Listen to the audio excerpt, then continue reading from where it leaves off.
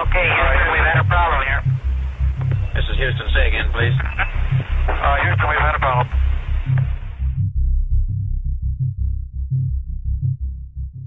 Hi, my name's Emery Smith. I'm 46 years old. I was in the United States Air Force for 5.5 years, active duty, and reserve for 2 years and inactive for another 2 years. And in and out of different types of projects as a civilian after that because of my clearance and because of the job I held with them and other corporations that were funded by the government. I joined the military when I was 18 years old. I was in auxiliary of the Air Force when I was 13, and also was in Army ROTC before that. I was in the military for about 5.5 years active duty. I did another 2.5 years of reserve, and then another 2 years of inactive. And that's kind of how I got started with the United States Air Force, and also these compartmentalized projects, moonlighting in the evenings while being active duty and working for these underground labs that were owned by major corporations that were renting and leasing places on the base to do this type of work. And a lot of these were, of course, underground facilities. It was mostly tissue specimen examination and dissecting and taking parts of specimens. And I've done over 3,000 different specimens, not whole bodies, but you know, just different parts of body tissues and whatnot to send for testing. They were testing everything. I wasn't really allowed to, in the early years, know anything about what I was dissecting. All I know is I had to go in there, take this part of this tissue, or dissect this nerve, or take this blood sample from this this specimen, and then send it away for testing. The technology I witnessed in the programs that were suppressive, that were suppressed still to this day, are things like anti-gravity, zero-point energy, a lot of 3D holographic imaging. Of course, there's a lot of devices that were reverse engineered by these corporations from government-retrieved downcraft and extraterrestrial DNA, along with hybrid DNA from these specimens, that they use to make pharmaceuticals and to make cures with, and things like that. So there's always a positive and negative. They might make a gun with one thing, but the same device is used to kill cancer, on a different wavelength, but the same technology. So these things are all suppressed. So we don't have to live like we do now. We could actually have a lot of abundance as far as medical technologies, the cures for diseases, the abundance of water and food for everyone, and housing if these technologies were released, and of course energy, free energy for everyone, and for all of our devices, so we wouldn't have to rely on gas, coal, and oil. I witnessed many different craft in these projects. I was actually working with the bodies and the craft because they're connected. A lot of the craft are organic material consciousness-assisted technology, which means only the driver or that race can actually operate the vehicle. Due to the frequency of the genetic DNA and the frequency that they're emitting, it's kind of like having a pet or a car that only responds to the owner. And these types of vehicles are so amazing. They're usually made in space through harmonics and frequency. So they can actually give life to a craft and infuse it with artificial intelligence or consciousness, or both, and match it to the driver or the occupants of this vehicle. Some of these craft were many different types of shapes. Of course, there's always the classic spheres, egg shapes, and the disc shapes. But there's also other craft that are interdimensional that can change shape. So they might come in the form of light, and they can manifest and change their atomic structure to become solid. So these types of crafts are a little bit more advanced, than the crafts that we hear about in pop culture, you see on TV and whatnot. These crafts can actually go interdimensional. They can change shape with all the occupants not even knowing it's happening, and then reform again in different worlds and different dimensions and different parts of the universe immediately. So there's not a down lag time, because they have their own atmosphere, they have their own gravity, they have their own little space that they have projected from this craft that keeps them completely encapsulated with it. And they have already mastered how teletransportation and all these things, so the bodies can shrink with the craft in its own living space. And that's why they can go 1,000,000 miles an hour and make a right-hand turn, because they don't feel it, because they're in their own, kind of like their own dimensional holographic world, where they have to fall under those scientific algorithms, such as like in the 3D here. As soon as they make themselves 3D, they have to survive in a 3D. So they have to maybe take a step down if they're from the 4D, 5D, 6D.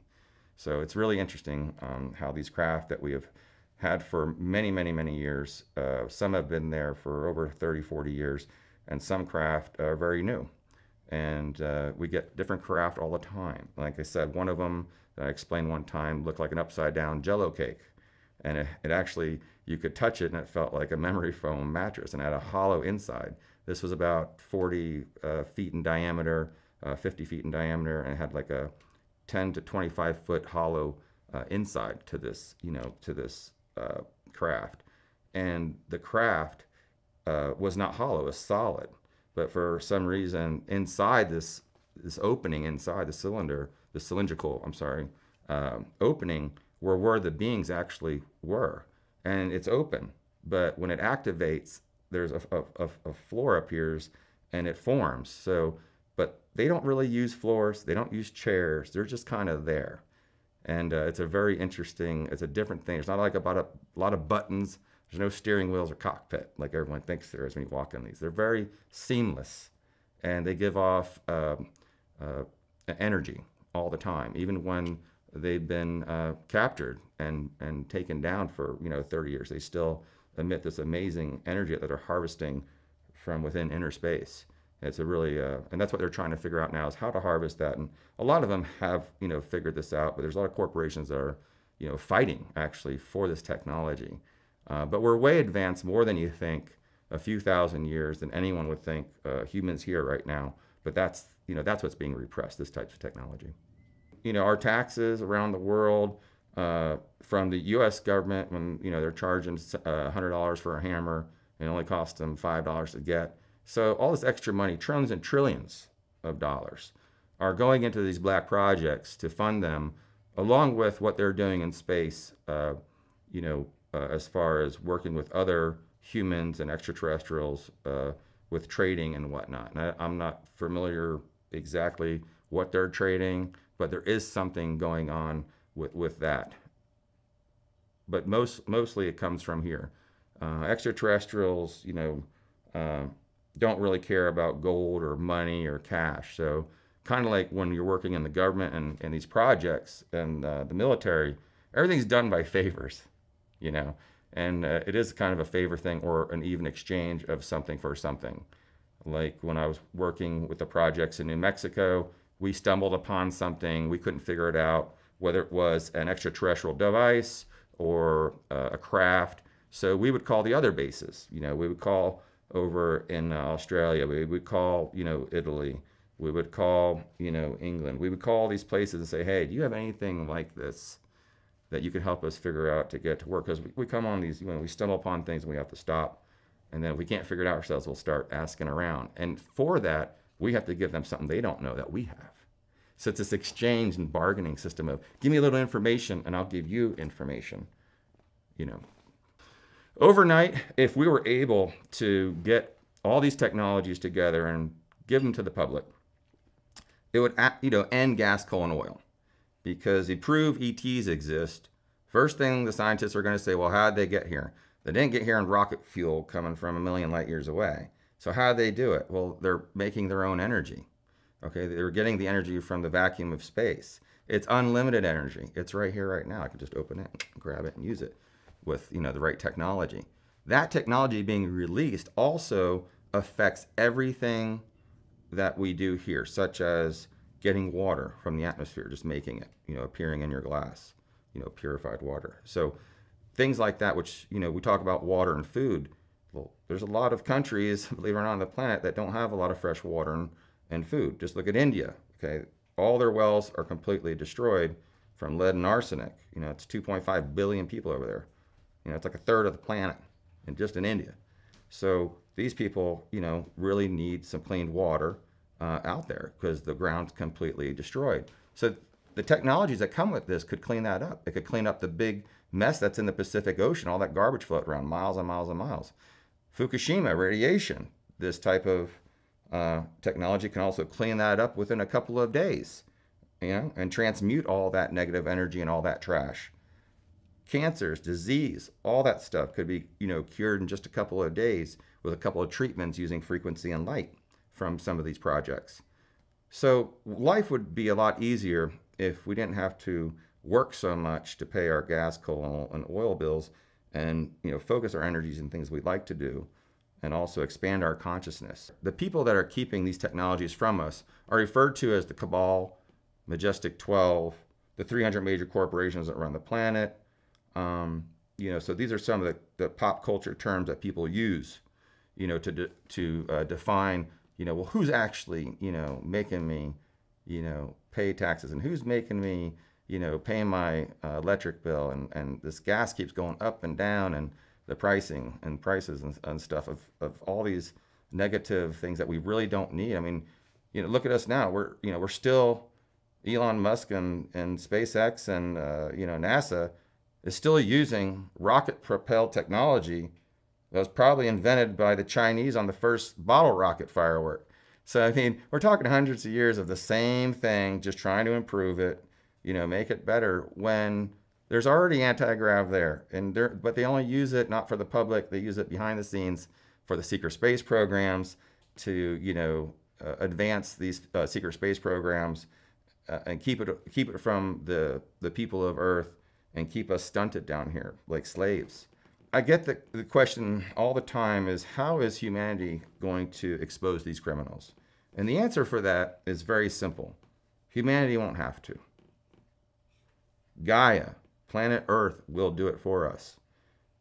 Such as what's going on in Antarctica right now. Huge meltdown. Craft everywhere. Craft are starting to stick out of the ice. It keeps warming. They only got a year left before someone's going to see a craft a couple miles long standing out of the ice. And there's a lot of private satellites out there now. I can order one right now today for under $1 million, just for me, with 4K cameras everywhere. I have these, these connections, and a lot of other people can get these things. Not that I have one. But what I'm getting at is Gaia is going to be the one. It's not going to be one person. It's going to be a collective of many people from around the world that whistleblowers and just people of the light that are going to come forward and share information and put their foot down when things are going to get rough, and keep standing back up after they get hit down, and keep moving forward, because that's the most important thing. And that's how everyone becomes a hero, when people speak out and support people that are speaking out for the world. And once this polar cap melts on both sides a little bit more, and all these civilizations start showing up out of nowhere, the government's going to have to, and the religious community is going to have to answer to these new findings. They're going to have to answer to the stuff that they found underneath the ice in Antarctica. They're going to have to answer to the city that they found under the Giza pyramids. They're going to have to answer to all these amazing things, Atlantis, off the coast of Cuba. And, here it is, these amazing stories, but the media and everything just keeps it hush-hush here. In other countries, it's kind of a little bit easier to talk about these things, and the media kind of now and then reports on it. And then it gets kind of, quieted down. And that's because the media is controlled by the cabal. So once that is severed too, that's going to help humanity feel safer to step forward and to talk, and more whistleblowers will come out. But the government, for the most part, and the military, the U.S. government and U.S. military, are sick of what's going on. 90% of them are just tired of it. And, they have families and they're sick too. And, a lot of these things are happening with a lot of extortion, a lot of, mind control devices are being implemented in, making people do crazy things. So this is bad, because then it makes it feel like our leaders are not competent. So there's a lot of this going on right now to manipulate us as the normal people down here, separated from political and corporations. And we're just like, what is going on? We have the cures, we have the energy systems, we have all this, but it's not being implemented. It's being hidden, suppressed. The issue that we have right now is that people all around the world are still being judgmental. They're not being open-minded enough to say, and some of them can't help it. It's not their fault. Maybe some are getting mind controlled too. But we can't be sitting here, on YouTube, filming, 13-year-olds chopping military soldiers' heads off and celebrating that, because that's a really kind of a low vibe consciousness. So until we learn to grow up, be more mature, make the right decisions, everyone, including myself, that we have to, at that time, then look at it from a conscious perspective as a civilized, opinion or perspective, and say, okay, we're not being like we were, 10, 20, 30 years ago. We're not fighting anymore. We're not chopping each other's heads off. We're not fighting for gas, coal, and oil, And once people come together, and it might take some horrible natural disaster, as President Ronald Reagan once said, how funny it would be if we were attacked by an outside extraterrestrial threat, that all of our indifferences here on the planet would just fade away because we all have to work together against a common threat. I mean, the president said that. So here we are thinking, well, there might be a natural disaster that wipes out half of the, human beings on the planet, or there might be, Gaia might reach out and have a major earthquake and strike back because we're not treating her very well. We have factions and the cabal that has scalar infotmetry that can create huge hurricanes, earthquakes, tidal waves, and whatnot. So you have all these factors here against us. But long as every one person makes a change, for the better, and we start respecting each other, and we don't judge each other based on, our race or gender and religion, that things are going to get a lot better. But until we learn to get along here, the farthest we're going to get with this is just a ride in SpaceX's little first-class shuttle around the planet. So I wouldn't be thinking there's any moon trips anytime soon to go to the Hilton there on the moon yet. I've had many memorable extraterrestrial experiences, too many to count. And there are a few that did stick out, that stuck out in my memories that stay with me for a long time. And one of them was a visitation from some tall whites in a craft. And it was one of the first times I was actually physically next to these beings and was able to communicate telepathically and get downloaded a lot of information that was needed for me to disembark on this journey, which helped me tremendously. As far as the projects, it was always fascinating every year as you get higher security clearances to also see technologies and extraterrestrials working with humans that were actually was against their will at one time, and then seeing them, becoming a family and being happy that they're helping us because they feel really sad for us. So I think some of the things of working hand in hand with extraterrestrials in these underground laboratories and whatnot, and being part of these projects and seeing that, wow, they're kind of just like us. They're just a little bit more civilized and mature. And it was a really big gift for me because I picked up on a lot with their energy and a lot of their teachings and educational scientific stuff, which I was just fascinated with. And it was very addictive for me to go to work because I just wanted to know more and more. And where's this going? And why doesn't anyone know about this? And, it was later on that I figured, man, if this stuff got out, what a blessing it would be to change the world and, to help all the animals of the world and clean all the oceans and, to cure my family of cancer and all these things was just flying through my head. So I think, to answer that question, it was just working hand in hand with these extraterrestrials. It was a blessing. and also, having special moments where you actually get to communicate with an extraterrestrial now and then to upgrade you and to also learn different sciences that didn't exist here on planet Earth. Because I was working on zero-point energy devices and getting more into that and having zero-point energy devices that actually work, and threats started coming in, and I felt threatened enough that if I did not do something, that my life was going to end very abruptly and very quick. And my past, shows that with the amount of family members and friends I've lost in the last 10 years and lifetime that is correlated with, this type of thing. So I believe that I had to come forward because I needed to get this information out to the people before it's time to go.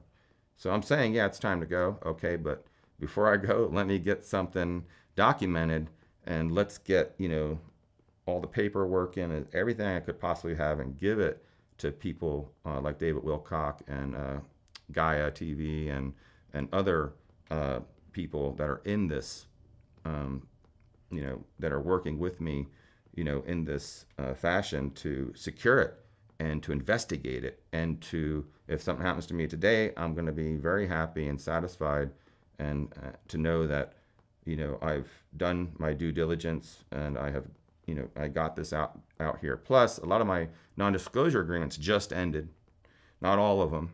And I felt more comfortable talking about these types of things.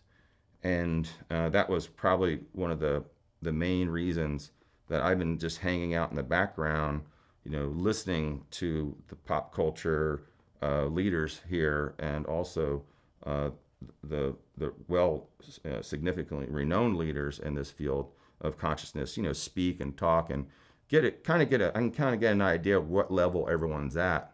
My life has been threatened significantly ever since I started opening labs that have to do with energy, creating energy from the vacuum of space and other types of devices. I noticed at that time, and I was a very successful person. I had 21 corporations, I had many patents behind my name. I had unlimited amount of money and funds. And when I started putting my funds and money into these labs that with these scientists that were developing all these amazing technologies, that's when I noticed they started interfering. And my life just started going downhill from there. And I knew, I caught on, but I thought I was kind of oh, that's not going to happen to me. I'm doing this the right way, And the government told me one time, they brought me in, they said, you got to be careful. They said, you're protected, got your back, but you're not bulletproof. So think about that.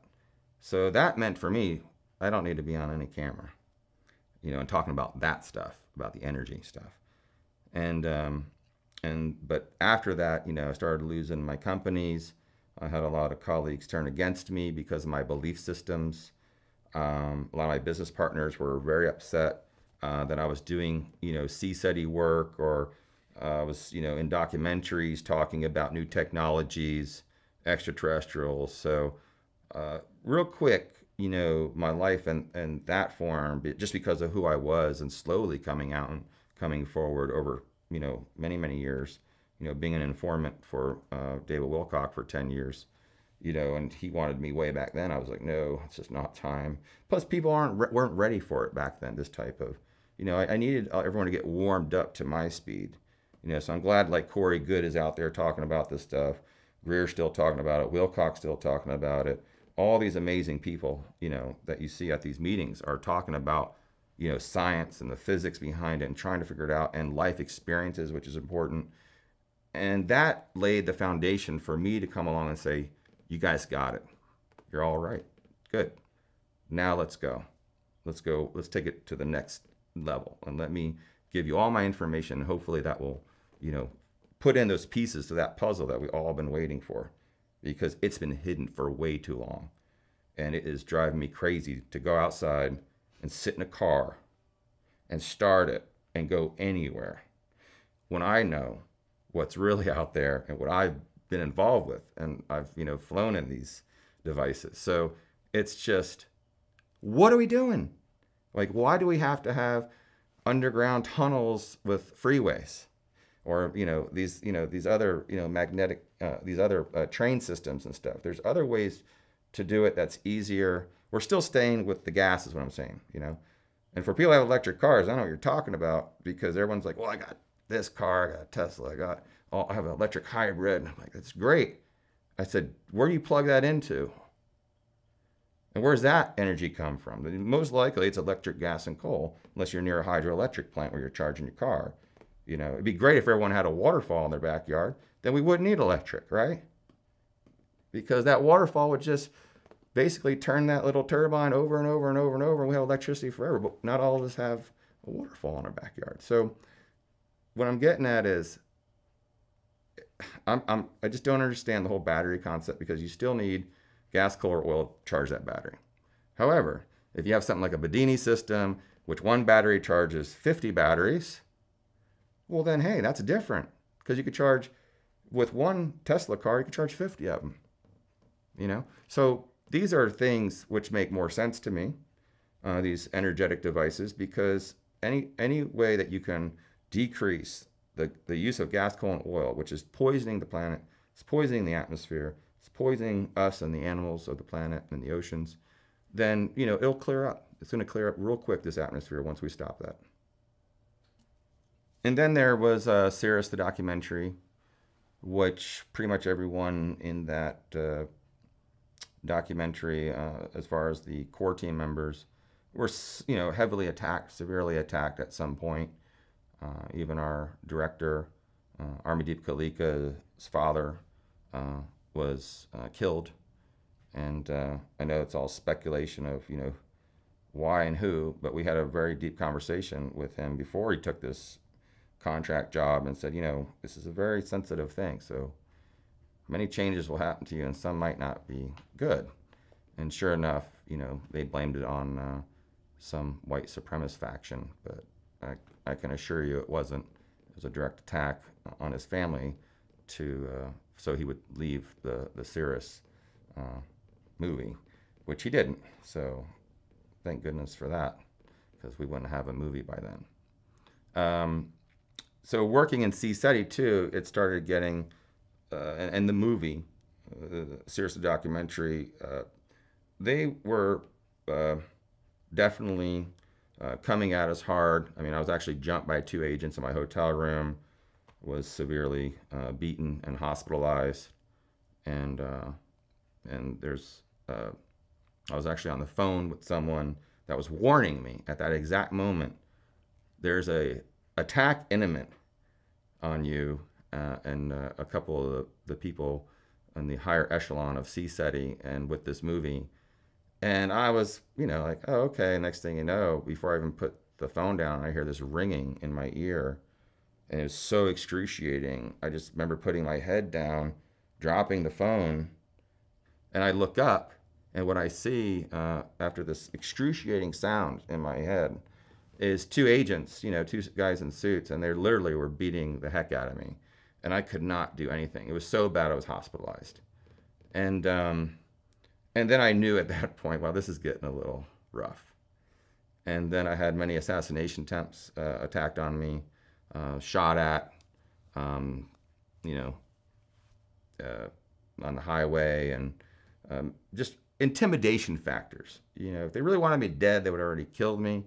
But, in order to kill me, they have to get many signatures, I'll say, on that paper to have it done. Because if they killed the wrong person and they didn't use that person yet for the right thing, because there's, like I said, there's a good part. There's a lot of white hats in there that, are trying to protect us.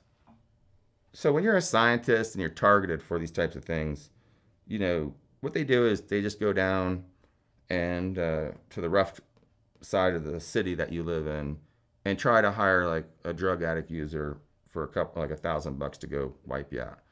If that doesn't work and they fail, then they look at the gangs in that area, which are very successful at taking people out or robbing you or making you get in a car accident. And if that doesn't work, then they'll find a hitman in that state that's really good. And if that doesn't work, then they call in the black ops guys that are for that corporation, private ops, that work for private organizations, to come really, make sure that the job's done. Now, if they can't make it look like a suicide or an assassination, then what they'll do is they'll get you in a really nice car accident. And that usually does the job, with also hitting you with electromagnetic pulse weapons to rupture your aorta and your brain and break bones, which they can do from a satellite. And they would just blame it on a car accident, So even though it was a small car accident, like recently, when I was transporting this device from the lab to another part here in California, and we had a guy come across, right across the line. We're in Topanga Canyon. That road is very, very dangerous to begin with. And here is a person coming at me, crossing the line, and I'm looking at him. I'm like, oh, he just came around the turn too fast. He's gonna just correct that, autocorrect that. And I'm like, no, he's not. I had enough time in my head to like 3 seconds. And I have a big wall here, rock wall. I can't go anywhere, maybe 3 feet. And then I saw him get directly in my lane and actually accelerate. And then I knew that this was gonna hurt. So I just turned a little bit and he hit my front corner panel. It was very, very traumatic. It was a tragedy. And maybe he didn't know why he did it. He seemed like he didn't know why he did it. And, they can take over someone and just for a little bit to have them texting on the phone, not paying attention, or maybe have them apply, to the gas pedal a little bit. It's these little things that people think, oh, well, they would just come and take you out. No, they got to make it look natural. The assassination and killing has to be natural or look natural, because they don't want, anyone to say that this was a hit or anything like that. So car accidents are a great way, for that to happen.